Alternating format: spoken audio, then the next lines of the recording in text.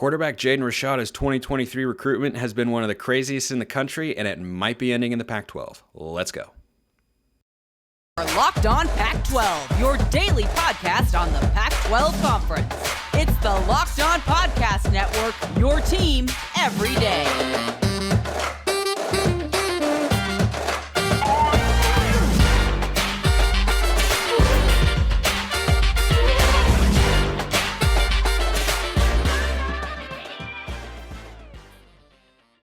Welcome, everybody, to another episode of Locked On Pac-12. I'm your host, Spencer McLaughlin. Thank you so much for making this your first listen or your first view of the day. Part of the Locked On Podcast Network, your number one source to stay up to date with our beloved Conference of Champions. Please continue to like, comment, subscribe wherever you listen to or watch this show, which today is brought to you by FanDuel Sportsbook, official sportsbook of Locked On. Make every moment more. Visit FanDuel.com/LockedOn today to get started. Later in the show, we'll be talking about Ryan Grubb, Washington's OC, who appears to be staying put. He clearly listens to Locked On Pac-12, which we greatly appreciate. Love the support.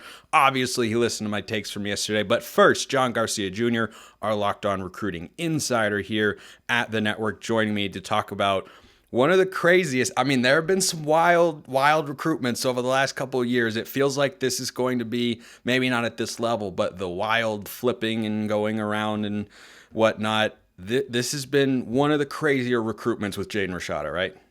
There's no doubt. And especially because so much of it is new territory, right? We're talking NIL, we're talking deals, attorneys, just enrollment, a delay thereafter, already a flip in the recruitment last year in the summer, Miami to Florida. So, yeah, the thing's got layers to it, but it's got that new element, that NIL element that makes it so fascinating. And now he's back on the market, has been released from that letter of intent from the Florida Gators. So it's game on. And immediately you heard buzz for Kenny Dillingham and Arizona State. Immediately you wondered, could Washington or Cal, which did not sign a quarterback in the class of 23, could they get back involved for a kid from Pittsburgh, California, where proximity to home, that was kind of the first thought for a lot of us when we saw this news break. Hey, this got Pac-12 written all over it. Since then, TCU has gotten involved. They got the most recent visit from Jaden Rashada. Obviously, a heck of a first year for Sonny Dykes there in Fort Worth. That offense is certainly going to be more appealing to recruits, so maybe Jaden Rashada finds a fit there. So this thing can go in a lot of different directions. The timeline is like its own story here because this is not a kid who has to sign on National Signing Day. He just got released from the letter of intent. He's done with high school. So in theory, he could just enroll whenever, given the school, whenever the window opens up for a mini semester or perhaps a second spring semester. So there's a lot of layers to the Jaden Rashada recruitment specifically. And it's all because he's a really good quarterback. I think that's been lost a little bit in a lot of the discussion, but he's worth some of this trouble for sure. You talk about layers, I just think of Shrek. Onions are like ogres. Ogres have layers. You just wanted to break out the accent. I see you. Thought about it the moment you said layers, and it's kind of my show, so I guess we can do that. So this has definitely been a hectic time, but is there any expectation in terms of a timeline here? This show's dropping on National Signing Day. Are we expected to have heard from him right now? I think this is the first window. This is the first, okay, if something's going to shake, it could start to happen now. Naturally, on National Signing Day, these programs want to push for buzz and momentum, especially if they can land, the best available quarterback recruit in a year in the cycle of 23 that the industry has long called kind of the year of the quarterback, right? So I think a lot of schools would love for it to end on the front end, particularly Arizona State and TCU. I think if it were to extend, it probably opens the door a little bit more for Cal, for Washington, maybe BYU, a couple of others. Colorado has been in contact to some degree. But I do get the sense, and again, this goes along with what we've heard, is just Jaden is exhausted. He has had a rough year perceptionally. He's being viewed as a villain by some, poster child for the drawbacks of NIL in other cases. So there is a sense that he wants to get this done so he can get to college and start and just be on a roster where he can dig into his craft. So there is an accelerated sense, which is why you've seen visits the last couple weekends from Rashada's camp. So I do think it's a sooner rather than later scenario, especially because the portal's still going on, right? These quarterback dominoes are still falling in the portal, and a lot of schools want to know where they stand. So I do think it happens sooner rather than later. It could be just more a situation where, hey, can a Colorado, can a Washington command one more trip or two more trips out of Jaden before he is settled? But I do think he's got some intriguing options ahead of him. And having been committed to Miami before Mario Cristobal's first game, and then committed to Billy Napier while Florida was kind of treading water in year one under him, Rashada's obviously already twice verbally committed to a rebuild or a rebrand. So I don't think the 2022 results are going to affect this decision as much as maybe perception would tell us with a blue chip quarterback. For Pac-12 schools, that's good news if you're an Arizona State or a Cal fan, or maybe potentially Colorado. I want to ask you about the Pac-12 potential landing spots, because there are several, not just that have pursued him in the past or there's some relationship. Kenny Dillingham, I think, built a little bit of a relationship with him from his time in Oregon. The Ducks went after him at one point in time. Pittsburgh is in Northern California, so he's got that proximity to the California Golden Bears, who, as you mentioned, don't have a quarterback in the 2023 cycle. I want to start with Washington, though, because when you're talking about NIL playing a factor, I would think, I'm not reporting anything concrete here, but Washington is among those programs the best position to offer him a package that would be appealing on that front. So are you hearing any Rashada to Washington buzz, which I laid out recently on the show, would make a lot of sense? Yeah, this time last year, Spencer, Washington was probably establishing its 2023 recruiting board, and you could argue that Jaden Rashada was their top target. I mean, that relationship was founded around this time early in DeBoer's tenure, and yeah, it was reciprocated. Rashada had visited a couple of times.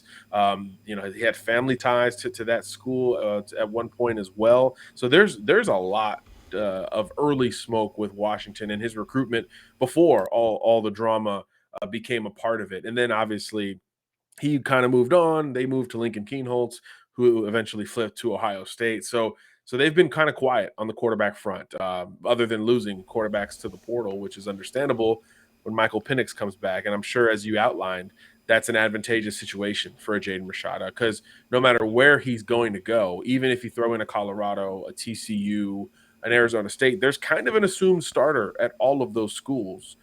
If anything, sticking with Florida may have had his chances of playing as a true freshman a little bit higher. So obviously, in this recalculation, he has been willing, at least in principle, to sit and learn behind a veteran. And obviously, Michael Penix has as much experience as anybody. So the situation would make sense. There is familiarity. There is a rapport between that coaching staff and Jaden Rashada. We just haven't heard anything tangible yet in terms of establishing a visit possibility, which is another reason why we think this thing could move pretty quickly as early as National Signing Day, in fact. And in the 2023 cycle, he's not just the highest quarterback that is still hanging out there. He's one of the highest ranked players, period, remaining, because so many now commit in that early signing window. Washington, not the only Pac-12 school hot on the Jaden Rashada trail, shall we say.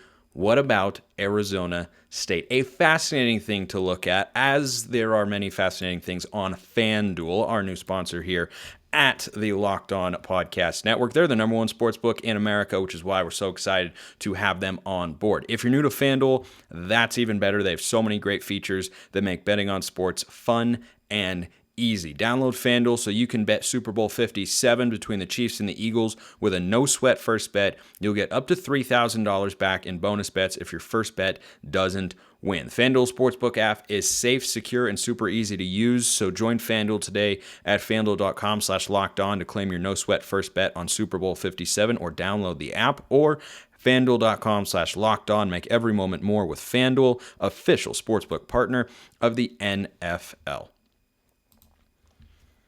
Let's pivot to the Sun Devils, John, and Kenny Dillingham has had contact with Jaden Rashada before, going back to his time as the OC at Oregon.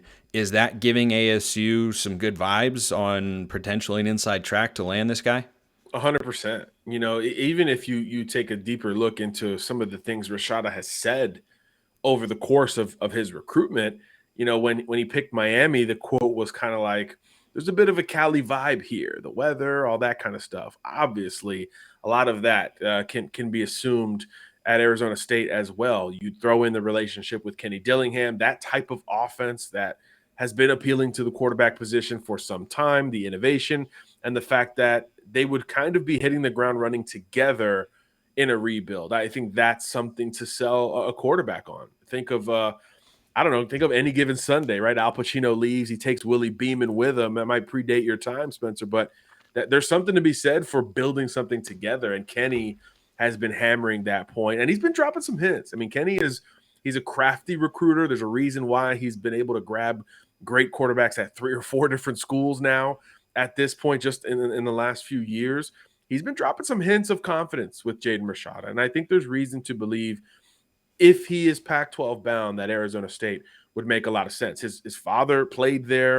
Harlan Rashada, played at ASU, so there's a ton of familiarity there. And again, he took the visit. He took the visit 2 weeks ago, and at that point, it went from maybe a puncher's chance to, Arizona State is very much in this. And then the TCU trip was set up, and now that one between those two feels like a coin flip for that number 1 spot. So Arizona State absolutely in the Pac-12 probably has the best chance today, before any other visits are set, to actually land Rashada and keep him in Pac-12 country. Familial connections should never be discounted for schools. Colleges are big on legacies and selling that and keep the family tradition going. That is very involved in this recruitment, like every single step. So, that is encouraging news if you are a Sun Devil fan out there listening to or watching the show. The other thing too, and we were talking about NIL a little bit earlier, I think on the surface, under normal circumstances, ASU maybe not quite as poised as Washington could be to offer the sort of NIL deal he's looking for. But with a new head coach who's bringing a lot of excitement and optimism around the program, I feel like that might be an easier sell than it otherwise would be to go to, big money people associated with the program and say, we need to put together this amount of dollar figure, these amounts of dollars or whatever you want to call it to try and convince him to come. Because that would be really the first landmark recruit for Kenny Dillingham at Arizona State. And as the old saying goes, you start with the quarterback and build out from there on the recruiting front. 100%. That's, I'm sure, one of the first calls he made, once he found out that this Rashada stuff was pretty murky. He probably called Dad, hey, you're an alum. Remember you from recruiting Jaden. What does this look like? And you kind of go from there. So, yeah, it's quite fascinating to look at this. I do wonder how much NIL is going to be important and a factor here, though, because that's so much of the conversation we've heard surrounding Jaden Rashada that at some point you expect a pivot. Like I said, there's a fatigue from Rashada and his camp. There is an urgency to just get to a college. And look, there's still this notion that, if you are good enough and all that stuff's coming anyway, right? All that potential, if you start living up to it, the NIL figures and the deals and all that stuff will eventually come, especially for a quarterback. There shouldn't be as much of a worry in that regard. Although clearly, according to some reports, that deal at Florida was about as big as we've seen in the NIL era, including current players, including the Bryce Youngs and the CJ Strouds and the Caleb Williamses of the world, who have all done very, very well on an NIL front. So fascinating all around. But I do get the sense NIL is not playing as big a factor this time around. Doesn't mean it's invisible, but I don't think it's as big a factor. And some of the schools involved here, you're talking about Cal, Washington, Arizona State, TCU, neither of those are known for NIL. Even Colorado. I mean, maybe in the future we'll start talking a lot about Colorado and NIL, but today that's not a foundational piece of that recruiting pitch either. That makes a lot of sense. Let's go to a couple other programs around the conference that may be in on the Jaden Rashada. Can we call them the sweepstakes at this point? I think it's kind of how it feels at this point in time. He's a California native, John. When his top 5 originally came out way back when he was choosing a commitment and ultimately chose Miami at the time, and of course has since unraveled, The California Golden Bears, to the surprise of many, myself included, were in the top 5. I think the appeal to Cal, if he's not worried about a rebuild, then that's not something that counts against the Bears, because if he consider ASU, he'd probably at least take a look at Cal. But you've got Sam Jackson coming in, the backup from TCU, who has some athletic potential, to be sure, but the promise of playing early in your career, I think, is very real at a place like Cal. I think ASU could offer that if Drew Pine struggles. Washington, you're definitely sitting for an entire season barring an injury to Michael Penix. So is there a lot of interest or any interest or not much at all between the Bears and Jaden Rashada? I imagine Cal would be interested, but really is Rashada. Yeah, we know there's been communication. So we know that, the first steps in that direction have been taken. And we know, again, logistically, that's the easiest visit for him to take. So I do think it is rather glaring that, as far as we know, that visit hasn't yet gone down. Maybe they're saving it because it's so easy logistically. Maybe that's going to be the last one no matter what. I don't have that information confirmed. But until he gets on that Cal campus, I think more so than any other going forward, it's hard to imagine the Bears being that high up. That said, a ton of familiarity, early scholarship offer for Rashada, like you said, was in that top 5 as well. So at one point, pretty high on Cal. And then the path from compared to the last offseason to now, the path to playing time is a lot clearer at Cal. And I do think that's still important. Jaden Rashada is a competitive, fiery kid. Again, he's been very quiet by design because of all of the fallout. He hasn't been on social media. He certainly hasn't done interviews and any of that stuff, understandably so. But human to human, this is a fiery, competitive kid who wants it and believes he's the best player in the country, not just the best quarterback. So if there is a path to playing time to sell, I do think that could be an angle to win in this recruitment again. I think at Florida there was talk that this was going to be a day one starter potentially. So I do think that's something important in Rashada's decision making. So if Cal backs in, gets back in, I do think that will be a potentially accelerated movement from them because of the logistics and because of the optics of maybe being the guy from day one.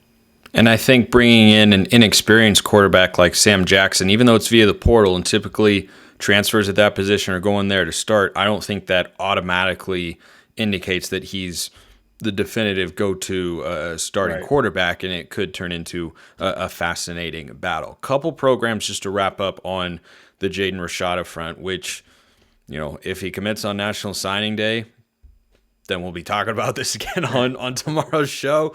If he doesn't, then we'll just continue to follow it as the headlines evolve. But Oregon was after him a while back, never got anywhere super serious. Kenny Dillingham isn't there anymore. I don't get the sense that they could reemerge as a player, but Oregon and Colorado are kind of if you were looking at our friends at FanDuel, the odds right now for most likely Pac-12 schools would be plus 300 Arizona State, probably plus 500 Washington and Cal, and then you'd be getting to the plus probably 800 and beyonds in terms of odds for Oregon and Colorado. Heck, I think the Buffs would probably have a better shot in that sense. But do you have any inclination for those two schools about whether or not they could start to rise as a contender?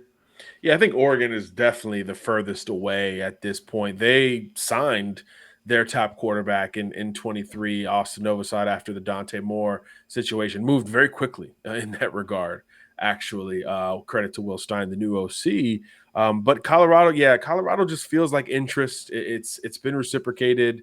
But they also brought in multiple quarterbacks, including a flip of a Kansas player. And obviously Shedeur Sanders, independent of these other schools, has more eligibility. He's got multiple years of eligibility left. So if playing time in that path is a priority, Colorado feels like a longer shot than Oregon in that sense. So I do think that some of these other Pac-12 schools are in much better position to potentially land a Jaden Rashada. But again, I mean, we're never going to count on Deion on this pod or any pod I ever do, right? Because, I mean, they're probably signing Cormani McLean Wednesday. And, they were in the Nicholas Harbor sweepstakes for 10 minutes, and it was a big deal. That is the impact here. So I certainly won't underestimate him for any recruit, particularly a quarterback. I think that would make you a very wise man, of which John tends to be on the recruiting front. But he has knowledge outside of that footprint as well, and I want to pick his brain on one move or lack thereof by one Ryan Grubb up at Washington. But first, if you're looking for a delicious treat, but you don't want all the fat and calories, then you got to try a Built Bar. We got through the holidays. They were somehow a month ago. Time flies when you're having fun, as we always do here on the show. My goal consistently is to eat a little healthier. And if you're like me and you want to eat healthier, but you don't want to compromise taste, then I've got the thing for you. You got to try Built. What makes Built Bars so good? Well, for starters, they're covered in 100% real chocolate, 100% pure, wonderful, meltable. Don't leave them somewhere when it's hot. I've done that in the summer before. Still tastes really good, though, because they've got so many great flavors like churro, peanut butter brownie, and coconut almond, and so many more. Head to your nearest Walmart today to the pharmacy section. Grab yourself a box of Built Bars. You can pick up a 4-box of cookies and cream, double chocolate, or coconut puffs. You can go to Sam's Club as well and get a 13-bar box, or check them out on built.com. So before we came on to tape this show, John, Washington offensive coordinator Ryan Grubb, it came out from a couple of different places that he was offered. That wasn't necessarily confirmed, but it seems like he was offered the Alabama offensive coordinator position, but he turned it down to stay at Washington. Somebody out there who talks about the Pac-12, I don't even remember who, was saying, yeah, you should probably just stay at Washington, and I don't think Bama's the right place to go, and Ryan Grubb agrees. So I bet that host feels really good about that particular take, whoever he is. Maybe he's listening to the show right now. But what did you make of this coming about? I wasn't surprised that Alabama would be interested in Ryan Grubb, but do you think that he's making the right decision here to stay with the Huskies, at least for 2023? I do. I think, it's touch and go in college football, and at every level of football, right? Especially when you are the hot offensive coordinator candidate. But when you're so comfortable, and look, Grubb has been with DeBoer for 6 years or so, going on 7 at this point at various posts. Fresno State, of course, before Washington. There's so much comfort and familiarity. You're getting Michael Penix back. There is, I mean, you would know this better than me, Spencer. There's probably an unfinished business feel for Washington going into 2023. I mean, that Arizona State loss is glaring and kept them away from a lot of things, a lot of potential things. So I think not only that familiarity and Penix and all that stuff, but on the other side, when you go to Alabama, it's such a different deal. There's a different level of expectations. There's a different adjustment to Nick Saban, who Nick will probably tell you, not easy to work for. That coach, that post has been one of the most scrutinized in the sport by those Bama fans, even though they're all like head coaches now in the NFL or OCs in the NFL or whatever it is. Those guys are all scrutinized pretty heavily down there in Tuscaloosa. So not only would it be an implementation of your system in a new place with new names, but you really also have to stay under the Nick Saban kind of parameters offensively. It's a somewhat limited job in addition to that spotlight and scrutiny that comes along with it. So I do think that there were some easy pros and cons here. Yeah, a couple more dollars maybe, but that familiarity, that continuity up at UW, I think was something that was going to be tough to pass on. So I think it makes a lot of sense for him to have stayed and try to become really, and I think for Washington, for everybody not named USC, UCLA right now, for everybody to try to become that apex program once all this stuff shifts in a couple of years. So I think there's a chance Washington can be right in the thick of that conversation. So why bail at this point? And he said very openly in the press conference he does want to be a head coach one day, and I don't think there's any question that as you look ahead to the coaching carousel in 2024, because that's how college football works, we're always looking ahead at some level, he will be one of the top candidates out there for any job, That's frankly. probably an even better point. Exactly. Yeah, like there are going to be more jobs that come open in 2024, and there will be good jobs. There will be not as good jobs that come open. Will there be any in the Pac-12? I think the only ones that could reasonably come open, Cal, definitely, UCLA, maybe. And it doesn't feel like that's going to happen, but I think those are the most likely programs for it. Now, I've read some reports that SEC schools have tried to poach him away because of his schematic prowess for quite some time. So I wonder if if the DC taking over for Mike Leach, RIP, doesn't work out and they choose to go in a different direction, or if Lane Kiffin were to move on from Ole Miss. I mean, there are a number of different jobs like that, or would he take him out in West job? I don't know. I think there's a lot to that, but I think at Washington, what he's ultimately seeing is the floor, I think, is higher in terms of how he could be viewed as a coaching candidate in 2024. Because that's how he's got to be thinking now, right? That is the year that he's going to try and strike the iron while it's hot.